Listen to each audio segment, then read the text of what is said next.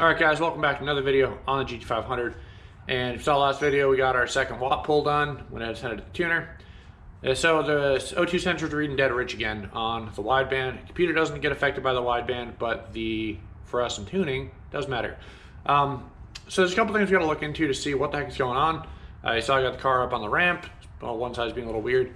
And we're going to go ahead and kind of check out things. This also works out. Might as well take the opportunity to show how my personal O2 sensor is running the car. Again, I don't know if this is going to be everyone's. I'd do some research. I didn't install this one originally. It's kind of what's already here, so I'm working with what I got.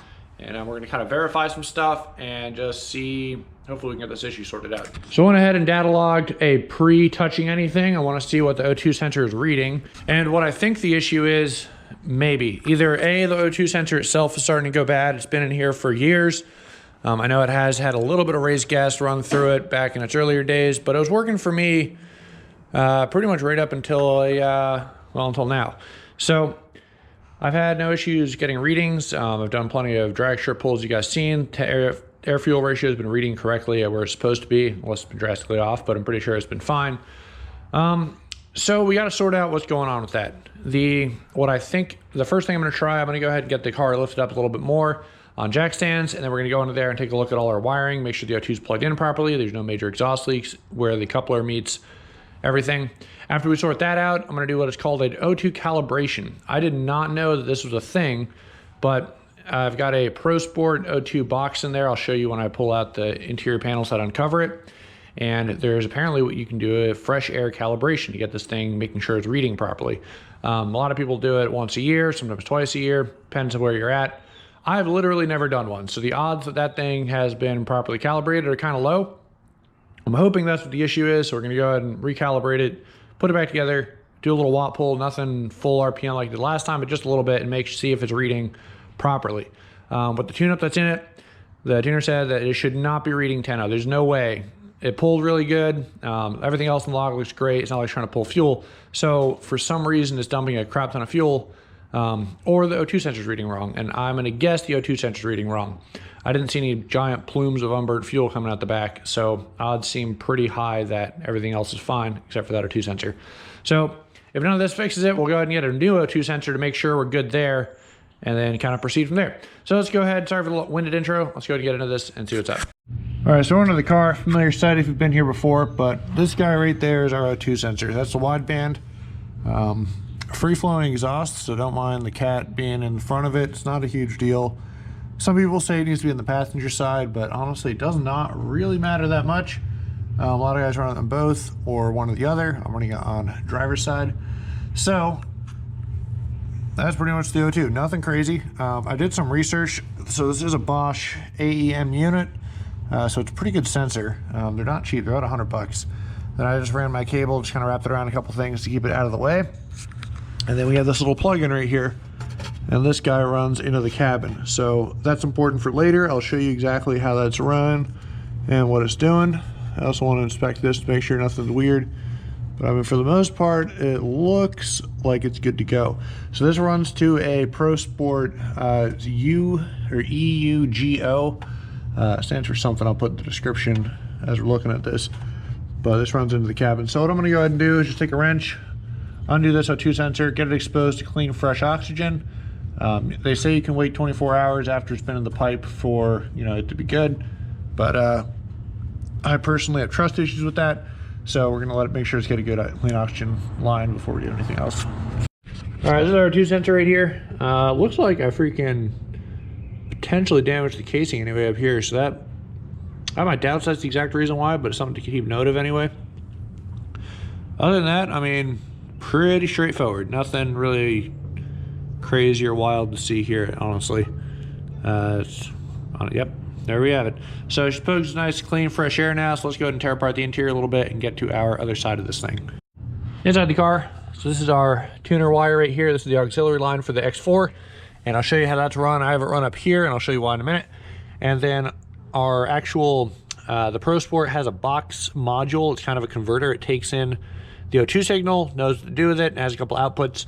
And one of those outputs runs to this gauge, and then I spliced off that same output to run to the gauge, or the X4 to take in that for the data logs. So let's go ahead and pull this out real quick. I'll show you what's up. All right, so I'm gonna try and explain this wiring as best as I can for how those O2 sensors run. It's gonna be a little bit rough, but we're gonna get through this. So this cable right here goes to the actual X4 tuner.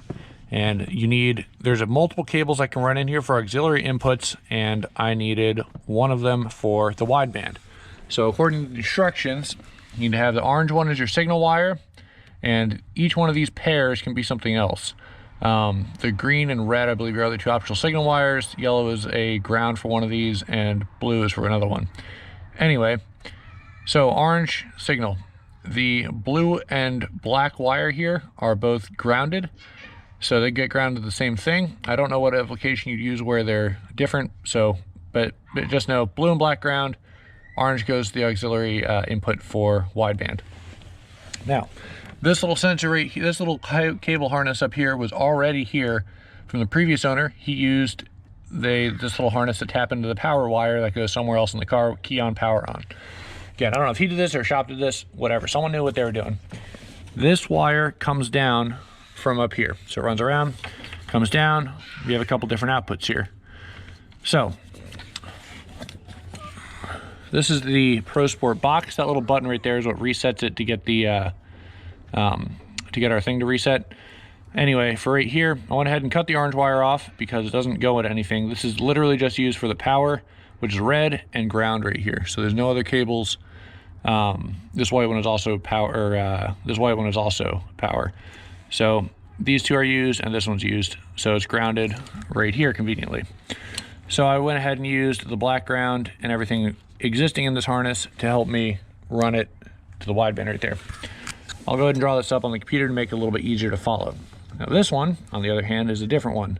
So AEM/Pro Sport makes a gauge that this plugs into that uses all these cables. There's a power cable, a ground cable, some other blue one, and an orange cable. Well, the orange cable, I had to trace and figure out which one was actually the output of these four for the wideband to my gauge up here. So I went ahead and pulled this piece of trim off, and it's the orange wire. There's only one wire that runs out of it that goes to this gauge. It gets its own power and its own grounding from the OBD2 port. So tapped into the orange wire on here, and now that's how we're getting our signal for O2. So it kind of complicated, not super clean, unfortunately, but there's not much I can do about it. So like I said, this guy goes right here for the gauge. This guy goes up to our little in-car sensor, the Aeroforce, and this guy is basically just a power harness that I'm also using to allow me to get O2 signal for tuning. But the whole reset thing I was talking about, so I need to double check the directions, but this is a slightly older version of it. The new ones are blue, have a blue sticker here. But this is as close as I could find. There's nothing on here actually says the brand name, which is kind of frustrating. But yeah, so we're gonna go ahead and turn the key on, pop this button for however many seconds so it resets it, and we should be good. All right, so we're gonna go ahead and reset it. Let me turn the car to the on position and make sure it gets power. And then the reset procedure is to hold that button down for 3 seconds. So let's go ahead and do that.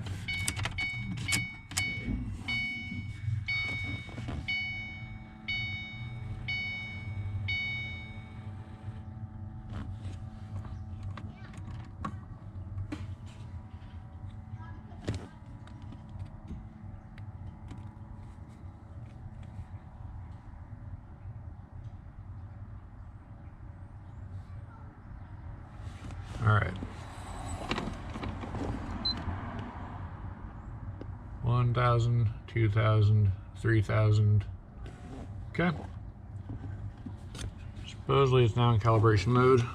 Do not see any LEDs blinking or anything, but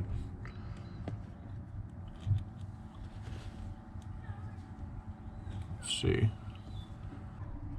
All right, so allegedly, really about it. All right, so things back together. We're gonna go and do a slow rev, and do this probably off camera. I'll start it up for you guys. And I want to see if it's reading any different between the two things. See if that's what it was, or maybe something else.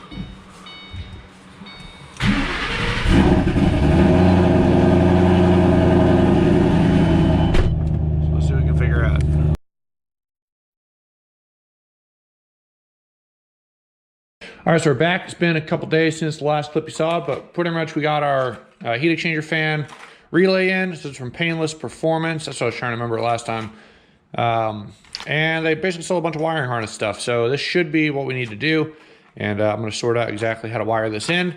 It is very visually similar to the old one right here. The only difference being I don't know if all the pins are going to line up exactly in the same spot, but they gave us everything we need. So I'll do that in a minute. And then after talking with the tuner, finally got a hold of him, and he's just been super swamped. It being tax return season, everyone and their mom is trying to get tunes for these things. Now they can afford it. So yeah, so this is the old setup we had for the vacuum breather. He asked for a picture of the intake, and he said, unless you got a built motor, you really do not need any kind of vacuum here, and not vacuum, but extra venting. And even then, at that point, because of looser tolerances, this is my understanding, he stopped talking there. Likely, well, from what I understand, you get looser ring gaps and everything, you will generate the extra pressure. So you're probably going to need a catch can here. However, on a stock motor, the way the PCV system works on these cars is it gets sucked in. You'll notice there's no vacuum here. It's just open to the intake. It gets sucked in through here, and there's vacuum on that side. That gets sucked out. So that's why there's only a catch can on this side, not on this side. The original piece over here is long gone. They don't make any replacements, so I went ahead and got half-inch vacuum line. I'm going to throw on here. Not vacuum line. I think it's a heater hose line. It doesn't matter. Just half-inch line. And maybe at some point I can get something to clean it up a little bit. But it just is what it is. Basically, we want to make sure there's no unmetered air getting in. So that could be an issue. It starts up and it runs like crap. We'll know that was a pretty massive vacuum leak. So that's that. We got to go ahead and do our relay change, which is this guy. So we're changing out the whole thing, this piece and the actual relay. And he wants another 2-minute idle and slow rev now that we did the O2 calibration, and then a 25 to 5500 watt pull. So we're going to go ahead and do that and see what happens after that. I'm really hoping that the O2 calibration fixed my, not fixed, but starts reading properly. The air fuel ratio we're looking for is between an 11.3 up to 11.7. So that is the AFR at watt we're looking for, and if it's not anywhere near there, like it's saying it's dumb rich again, odds are pretty high the O2 sensor's bad, or this O2 sensor setup is just wonky, and I'm probably going to get a whole new setup. I want to go with the AEM proper gauge, we'll probably ditch the Aeroforce and just go for an actual proper wideband setup. So that's kind of where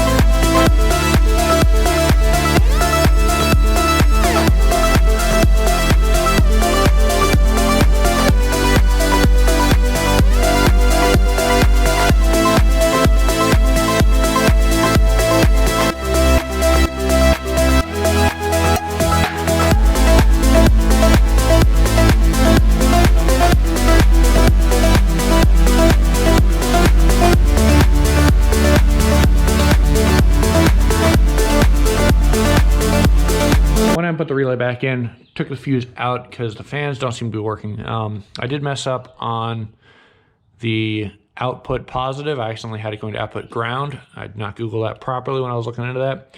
So I thought maybe I fired the relay, but the fuse didn't blow. And then I went ahead and checked by just jumping a positive straight to the output, the blue wire that goes to the fans, and the fans didn't come on anyway. So I'm starting to think there's something else going on here in terms of the fans.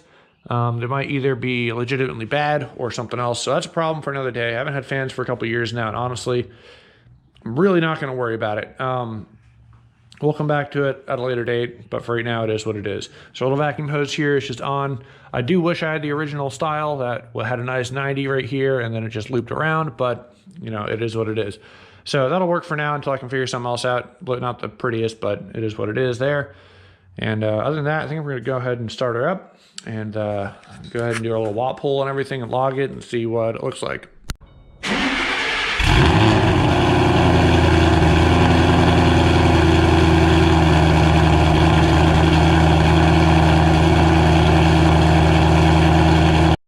All right, so I just got back. I actually did some pulls just now, letting it cool back down, and went ahead and did some testing. I was thinking about that fan situation earlier, so our relay is wired incorrect, and well, I fixed it. So this is what it should sound like. There we have it. Now you can hear the fans coming on, sucking some good air. And my issue, these are the two grounds that run over to the fan. They're running to this thing right here, which does not look like a great ground source. So I moved it over to where the OG grounds should be, and all of a sudden she works. So the fan's good to go now, relay's good to go. Probably why the old one burnt out is because it wasn't getting a good ground, so it's kind of freaking out. So my clue is when I did a test to just jump the cables to the wires, nothing happened. So I thought maybe I screwed up when I messed up that relay, and maybe I burnt it up. But after messing around a little more, we got it fixed. So she's good to go there. And yes, now key on. Whenever the pump's on, the fans are on, which is how it's supposed to be. So we should get a lot cooler IATs when we're just sitting idling, won't heat soak near as bad. Now, as for the actual car, we just get back from 2 pulls. I was gonna go ahead and film it, but my headband broke, and still reading dead rich. So the car feels like a damn rocket now. Same revision as last time, did a pull on it. So I have some serious trust issues. You saw the wiring of the O2 sensors earlier. And to be honest, guys, I don't trust that at all. So I think what I'm gonna go ahead and do is get a whole new O2 wideband setup. The new sensor's kind of pricey, which is why I was hoping this would fix it. It's around 200 and something bucks for a gauge and actual wideband setup. But like the way this is set up right now, I have some serious trust issues with a lot of stuff with that. If my wideband's off, and I can tell the tuner, like, hey, trust the wideband, and he starts pulling fuel out, and she goes lean, and that wideband doesn't pick it up, regardless, I won't know, the tuner won't know, the engine will know, because there'll be a damn hole in the side of the block. So do not want to play games with that. So I'm gonna go ahead and just get a whole new setup. I may try just the sensor and just the see, because it's about $70 for the sensor, 200 bucks for the whole setup. But I don't know, let me know in the comments down below what you guys decide. I'm gonna talk to him a little bit, and we'll see what's what. But all in all, pretty much all the small stuff's fixed. I think she's good. It's just that wideband is the last thing holding me back from getting this thing fully tuned. All right, guys, so I went ahead and got done doing the 2-minute log and slow rev, and check that out. So I've always done all my 2-minute revs from literally a cold start. You get up to temperature, start the log, and it goes. Once it's warm, I didn't notice this before, but look at this line right here. So this guy, this is what it's supposed to look like. That is short-term fuel trim, so what the O2 sensors are doing. And check out freaking this guy. So diving all the way down, flats out, all the way back up until it's 1.13, so it's going super all over the place. And then it kind of comes back to life there. So I'm thinking, might have a bad O2 sensor here. So let's go ahead and check something else out. All right, so key on. And I don't know why I didn't think to check this earlier, but we're gonna go ahead and check the codes. Read DCC codes, okay. So you guys can read that better.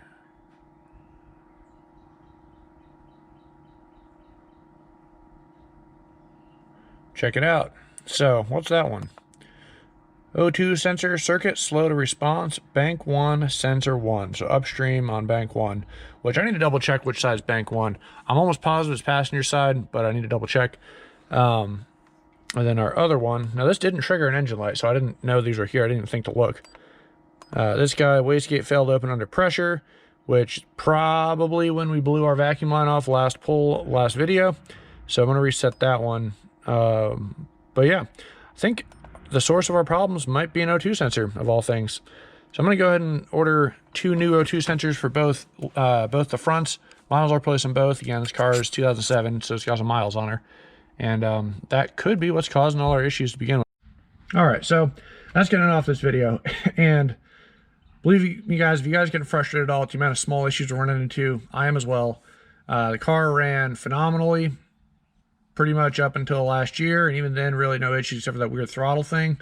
And once you start looking, you find so much. It's not even funny. So again, we bought the car used, has a lot of used mods on it.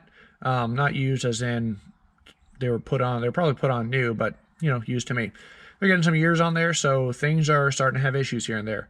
But we got fixed. We got our intercooler fans fixed, so that's awesome. Idling, sitting there, brought IATs down from where we're sitting at. It would easily get up to 130, 140 just idling. Now they're hanging out around 120, which is nice. Again, not moving anywhere at the track. It's not super great, but it's good enough. We'll throw some ice in there at the track. Should still be fine. So that's a huge improvement. We also got our little vacuum sorted out. I think if we start it and it still has a high hanging slow rep or idle or whatever when we do the next tune reflash, I guess we didn't fix it, but at least we know for sure that's not a problem anymore. And we found out an O2 sensor is probably bad. So I went ahead and sent the logs over to the tuner, the 2-minute idle slow rev and the last watt pull I did. And again, my apologies for not catching it on video. My GoPro mount, as you can see, broke.